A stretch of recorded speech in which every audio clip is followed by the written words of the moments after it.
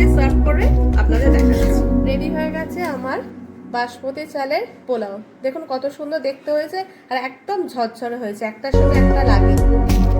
আপনারা এইভাবে বাসমতি পোলাও বানিয়ে দেখবেন, একদম পারফেক্ট হবে। যেভাবে আমি দেখালাম মাপগুলো সেইভাবে নিয়ে করবেন, একদম সুন্দর ঝরঝরে হবে এবং খুব সহজে হয়ে যায়। 20 মিনিট লাগলো আমার রাইসটা হতে, আর টোটাল আমার 8 ঘন্টা লেগেছে। 8 ঘন্টার মধ্যেই পোলাওটা আমার হয়ে গেছে।